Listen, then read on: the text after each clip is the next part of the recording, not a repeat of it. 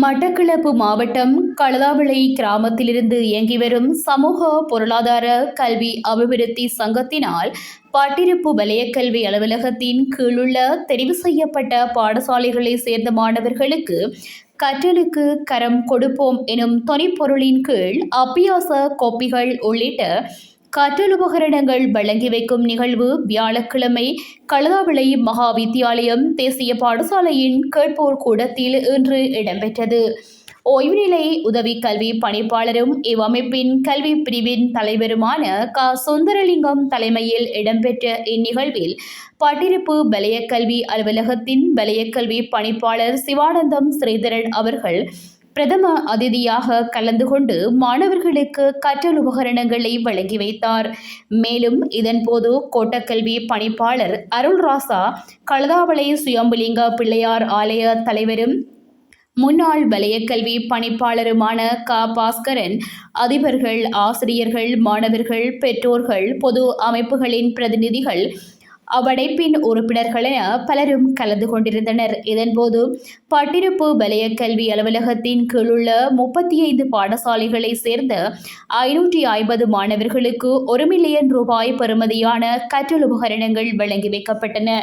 களதாவளையை சேர்ந்த கட்டாரில் தொழில் புரியும் உறவுகளின் பெரும் பங்களிப்போடும் பேர் ஆதரவோடும் இயங்கி வரும் சமூக பொருளாதார கல்வி அபிவிருத்தி சங்கம் பொருளாதாரத்தில் பின்தங்கிய மாணவர்களை இனம் கண்டு அம்மாணவர்களுக்கான கற்றல் உபகரணங்களை இவ்வாறு வருடாந்தம் வழங்கி வருகின்றமை குறிப்பிடத்தக்கது.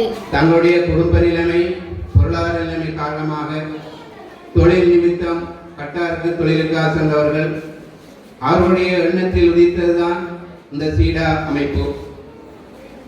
ஆரம்பத்தில் அவர்கள் கல்விக்காக மாத்திரம், அதாவது களதாவளையை சேர்ந்த மாணவர்களின் கல்விக்காக மாத்திரம் தாங்கள் இடைநடுவில் விட்டு சென்ற கல்வியை தொடர முடியாத நிலையில் அவனுடைய குடும்ப நிலைமை காரணமாக சென்றவர்கள் அதே நிலைமை எமது சகோதர மாணவர்களுக்கும் ஏற்படக்கூடாது என்பதை கருத்தில் கொண்டு ஆரம்பமாக மேலதிக வகுப்புகள் இவர்களுடைய வாழ்வாதாரத்தை மேம்படுவதற்காக பல்வேறு நிகழ்ச்சி திட்டங்களை ஒழுங்கு செய்து அதற்காக கால்நடை வளர்ப்பு, கோழி